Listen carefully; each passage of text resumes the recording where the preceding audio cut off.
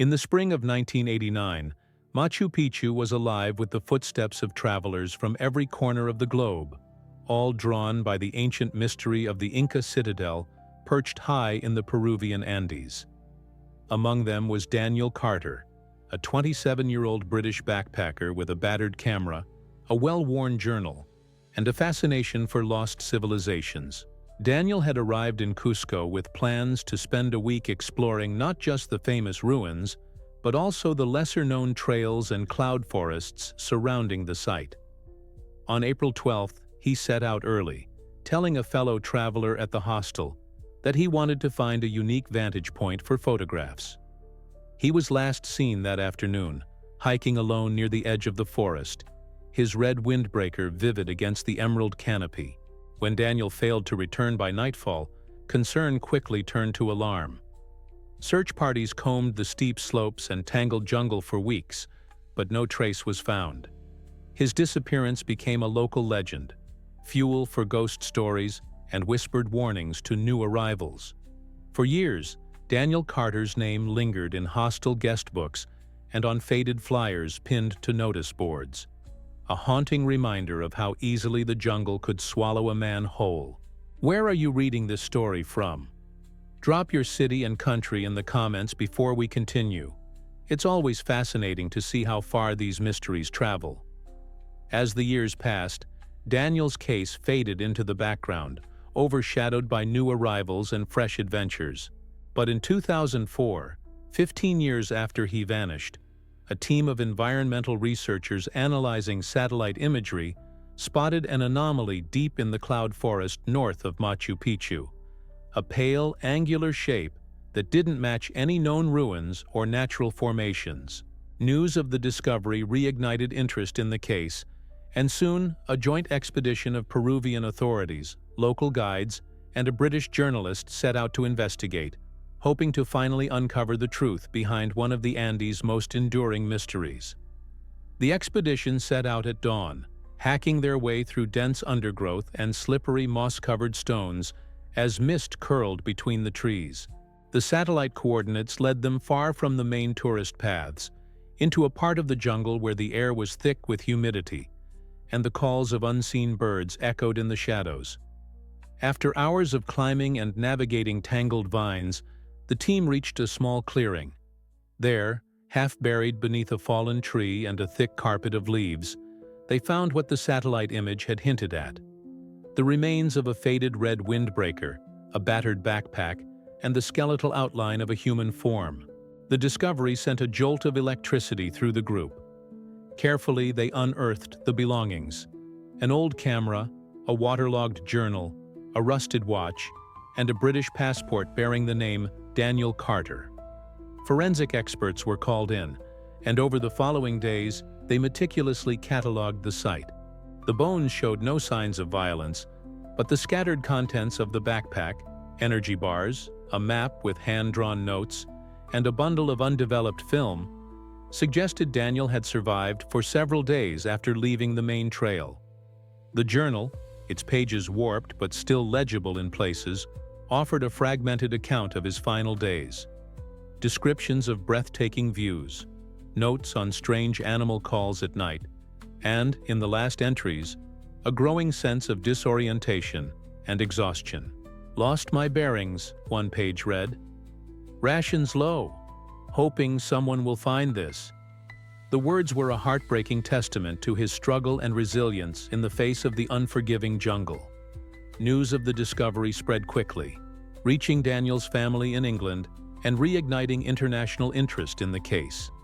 Journalists flocked to Cusco, and local guides shared their own stories of close calls and disappearances in the mountains.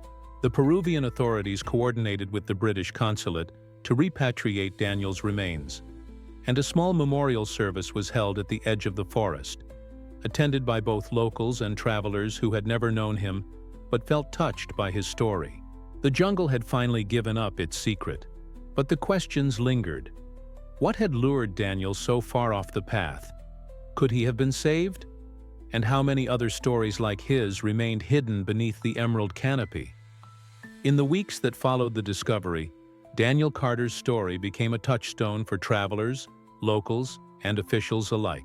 The British consulate worked closely with Peruvian authorities to ensure that every artifact and bone fragment was respectfully handled and thoroughly analyzed. Forensic specialists in Lima pored over the remains, confirming Daniel's identity through dental records and DNA provided by his family. The battered camera, once dried and carefully opened, revealed a handful of undeveloped film rolls. Miraculously, several images survived. Mist-shrouded peaks, a narrow ridge lost in clouds, and a final haunting self-portrait of Daniel, gaunt but smiling, standing beneath a towering ceibo tree. These photographs, later published in newspapers and displayed at a memorial in Cusco, offered a glimpse not just into his journey, but into the awe and vulnerability that drew so many to the Andes. As the investigation deepened, Daniel's journal became a focal point. Linguists and survival experts examined his entries, piecing together a timeline of his last days. The early pages were filled with excitement, sketches of orchids, notes on Inca stonework, and observations about the camaraderie among travelers. But as the days wore on, the tone shifted. Daniel wrote of losing the main trail after following what he believed was an ancient Inca path, of rationing food and water, and of nights spent shivering in sudden mountain storms. He described hearing distant voices, perhaps other hikers, perhaps hallucinations brought on by exhaustion, and of lighting a small fire in hopes of being spotted. The final entries grew sparse, the handwriting shaky. Very weak, still hoping. If you find this, tell my family I love them. The impact of Daniel's story rippled outward. In England, his family received an outpouring of support from strangers moved by his courage and the long years of uncertainty they had endured. In Peru, local guides and park officials began organizing workshops on wilderness safety, emphasizing the importance of sticking to marked trails and carrying emergency supplies. The Peruvian government, responding to international attention, announced new measures to improve signage and rescue infrastructure around Machu Picchu and other popular trekking routes. Travelers who had once dismissed the jungle's dangers now approached it with a new respect, and Daniel's name became a quiet warning shared over hostel breakfasts and campfires. Always prepare, always tell someone your plans, and never underestimate the wild. Yet for those who had searched for Daniel, and for the countless others who had lost loved ones to the mountains, the discovery brought both closure and sorrow.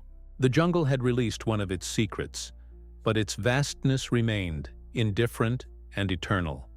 And as the mists rolled once more over Machu Picchu, Daniel Carter's story joined the long, silent chorus of voices carried by the wind through the Andes, reminding all who listened of the beauty, peril, and mystery that still lingered in the heart of the world's lost places.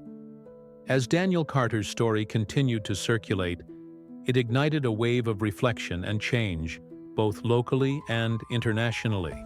In Cusco, a temporary exhibition was arranged at the regional museum, displaying Daniel's salvaged belongings: his camera, the faded red windbreaker, the waterlogged journal, and a selection of the photographs that had survived the years in the jungle. Visitors from around the world came to pay their respects, leaving notes and flowers, and sharing their own stories of adventure and loss. The exhibition became a gathering point for the travel community, a place where guides, trekkers, and families of other missing travelers could meet, remember, and find a measure of comfort in shared experience. The British consulate, moved by the public response, collaborated with Peruvian authorities to launch a new initiative, the Daniel Carter Safety Fund. The fund provided resources for improved trail markers, emergency shelters, and training for local rescue teams. Brochures in English, Spanish, and Quechua were distributed at hostels and train stations, outlining basic survival tips and emergency contact procedures. Local guides received additional training in first aid and navigation, and a volunteer network was established to check in with solo hikers along the less traveled routes. The changes were not just practical, they were symbolic. a recognition that the mountains and jungles, for all their beauty, demanded humility and preparation. Meanwhile, Daniel's family, after years of uncertainty, found themselves thrust into the role of advocates. They gave interviews, spoke at memorial services, and worked with travel organizations to promote responsible tourism. Daniel's mother, in particular, became a quiet force for change, her words resonating with families who had experienced similar losses. "We cannot change what happened to Daniel," she said at the opening of the museum exhibition, "but we can help others return home safely." Her message struck a chord, and soon, travel blogs and guidebooks began including sections dedicated to Daniel's story and the lessons learned from his journey. The impact extended beyond Machu Picchu. Trekking companies across South America reviewed their safety protocols, and international travel advisories updated their guidance for remote hiking in the Andes. Documentaries and podcasts explored the allure and danger of the region, often using Daniel's photographs and journal entries to illustrate the thin line between wonder and risk. In schools and universities, his story was discussed in classes on geography, ethics, and cultural exchange. A cautionary tale, but also a tribute to the spirit of exploration. In the years that followed, the jungle slowly reclaimed the clearing where Daniel had been found. Moss grew over the stones, and vines crept around the spot where his windbreaker had lain. But the memory of his journey, and the changes it inspired, endured, woven into the fabric of Machu Picchu's living history. A silent promise that those who wandered into the wild would not be forgotten. As the years passed, Daniel Carter's legacy took on new dimensions, shaping not only the way travelers approached Machu Picchu, but also how the local community understood its role as guardian of one of the world's great wonders. The Daniel Carter Safety Fund grew into a regional partnership, drawing support from international NGOs, local businesses, and even former backpackers who had once walked the same trails. Annual safety workshops brought together guides, rangers, and volunteers for hands-on training in navigation, first aid, and search and rescue techniques. The fund also sponsored scholarships for local students to study environmental science and tourism management, ensuring that the next generation would be equipped to protect both visitors and the fragile ecosystems of the Andes. The story of Daniel's disappearance and rediscovery became a touchstone for the guides who led groups through the cloud forest. Many began their treks by recounting his journey, describing the moment he left the main path, the challenges he faced, and the lessons learned from his ordeal. For some, Daniel's fate was a reminder of the jungle's unpredictability. For others, it was a call to honor the memory of those who had gone before by treading lightly and looking out for one another. The guides also shared practical wisdom: how to read the weather, what to do if lost, and the importance of respecting the spirits of the mountains, as taught by local Quechua tradition. Daniel's family continued to visit Peru, forging lasting friendships with the people who had searched for him and those who had helped bring him home. Each year, on the anniversary of his disappearance, a small gathering took place at the edge of the forest. A circle of candles, a reading from his journal, and a moment of silence as the sun set behind the peaks. Travelers who happened to be in the area were welcomed to join, and over time, the memorial grew into a cherished ritual, blending British and Peruvian customs in a celebration of memory, resilience, and hope. The impact of Daniel's story rippled outward in unexpected ways. Artists painted murals of his red windbreaker fluttering against a backdrop of green, while musicians composed songs inspired by his journal entries. Writers and filmmakers explored the themes of loss, discovery, and the enduring pull of the unknown. In classrooms from Lima to London, students debated the ethics of adventure tourism and the responsibilities of both visitors and hosts. Daniel Carter, once just another name on a missing persons flyer, had become a symbol of the delicate balance between exploration and caution, a reminder that the world's wild places are both a gift and a challenge, demanding respect, preparation, and above all, compassion. With each passing year, the story of Daniel Carter continued to evolve, woven into the very identity of Machu Picchu and its surrounding communities. Local artisans began crafting small red windbreaker charms, which visitors purchased as both souvenirs and talismans. A reminder to honor the mountain's power and to carry Daniel's spirit of curiosity and respect. Tour operators included a moment of reflection at the trailhead, inviting trekkers to pause and acknowledge the risks and rewards of venturing into the unknown. The Daniel Carter Safety Fund, now a permanent fixture in the region, expanded its mission to include environmental conservation, funding reforestation projects, and cleanup campaigns along the most popular routes. These efforts not only protected the landscape, but also fostered a sense of stewardship among locals and travelers alike. Daniel's family, though forever marked by loss, found comfort in the connections they built across continents. They maintained correspondence with guides and villagers, exchanging holiday greetings and updates on the latest safety initiatives. On the 15th anniversary of Daniel's discovery, his parents returned to Peru for a commemorative ceremony. Local schoolchildren recited passages from Daniel's journal in Spanish, English, and Quechua, their voices echoing through the forest as candles flickered in the twilight. The event was covered by international media, and messages of support poured in from around the world. For a brief moment, the clearing where Daniel had been found became a place of unity and remembrance, transcending borders and languages. The story also inspired academic research and policy changes far beyond Peru. Universities in Europe and South America partnered on studies of wilderness safety, psychological resilience, and the cultural impact of high-profile disappearances. Scholars analyzed Daniel's journal for insights into decision-making under stress, while travel organizations cited his experience in training materials and risk assessments. The Peruvian government, recognizing the importance of responsible tourism, invested in new infrastructure, emergency call boxes, weather monitoring stations, and multilingual signage aimed at preventing future tragedies. Yet, for all the progress and commemoration, the jungle remained unchanged in its mystery and allure. The path Daniel had taken was gradually reclaimed by ferns and vines, the markers fading into the green. But his legacy endured in the stories told around campfires, in the careful steps of hikers, and in the quiet gratitude of those who returned safely from their own adventures. Daniel Carter's journey, once a source of sorrow and uncertainty, had become a beacon, a gentle warning, and an enduring invitation to explore the world with open eyes, a prepared mind, and a compassionate heart. As the decades unfolded, Daniel Carter's story became a touchstone, not only for Machu Picchu's guides and travelers, but also for a wider global audience. Travel writers and documentary filmmakers visited the region, drawn by the enduring mystery and the transformation it had sparked.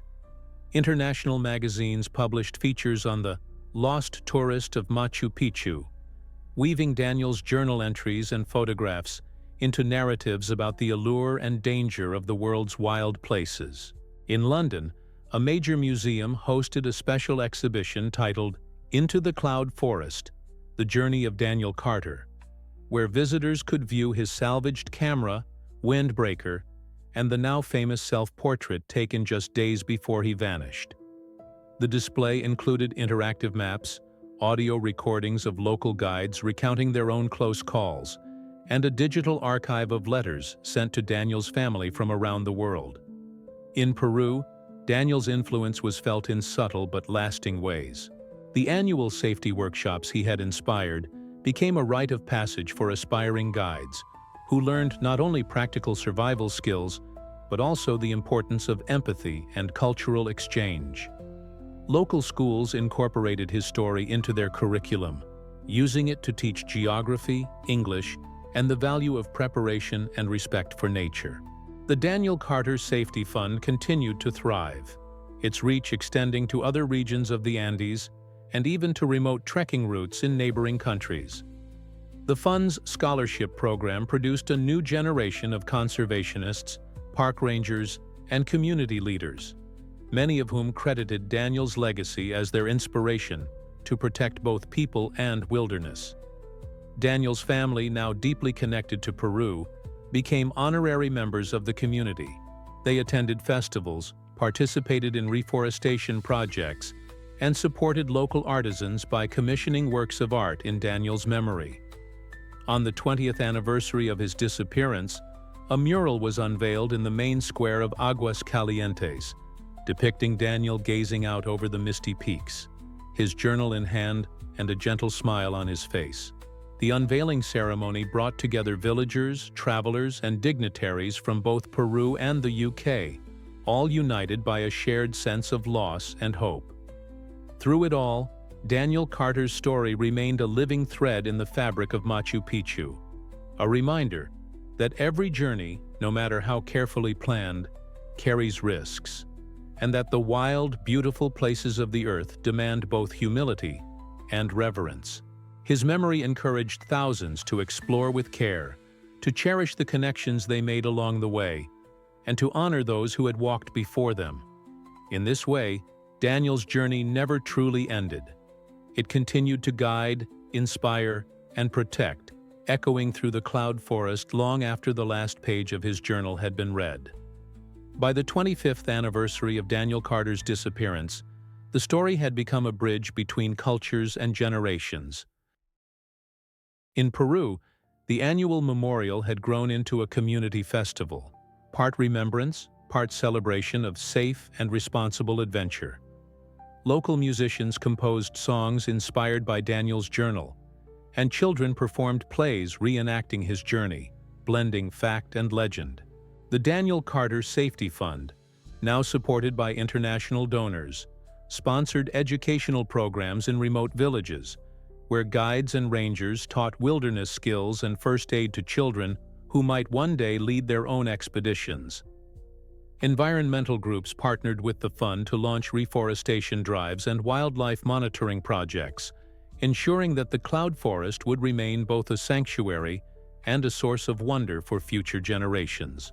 In England, Daniel's family continued to share his story, traveling to schools and universities to speak about the importance of preparation, cultural respect, and the enduring power of hope.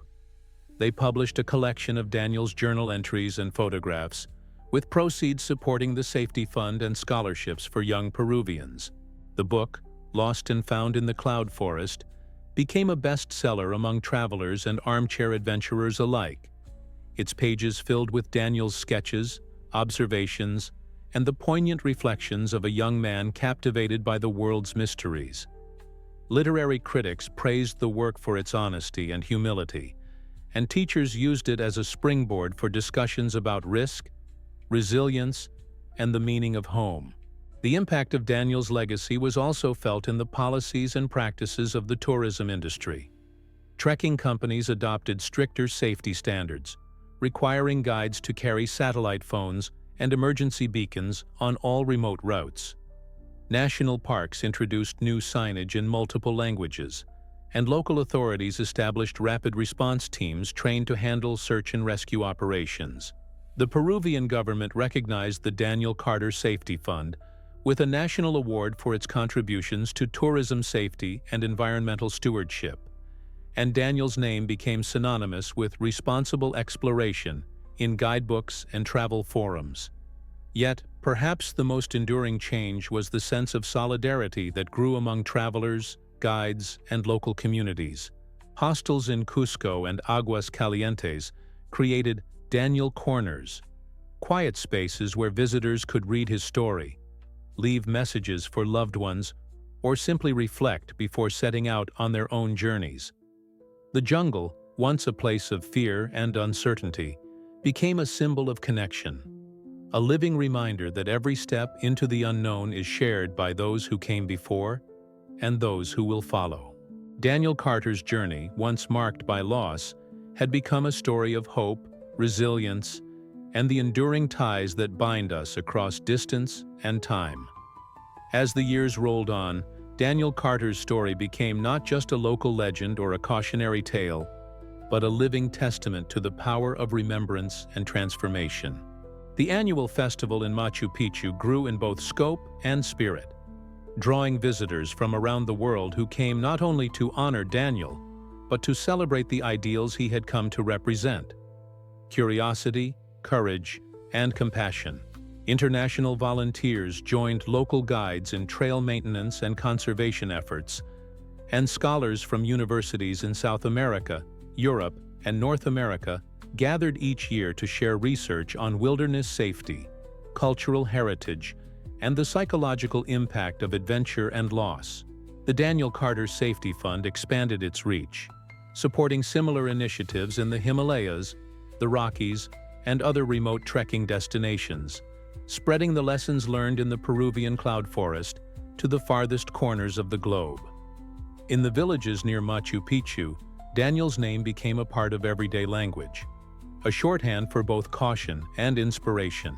Parents reminded their children to remember Daniel before they set out into the mountains, and guides invoked his story as a way to foster respect for the land and its dangers.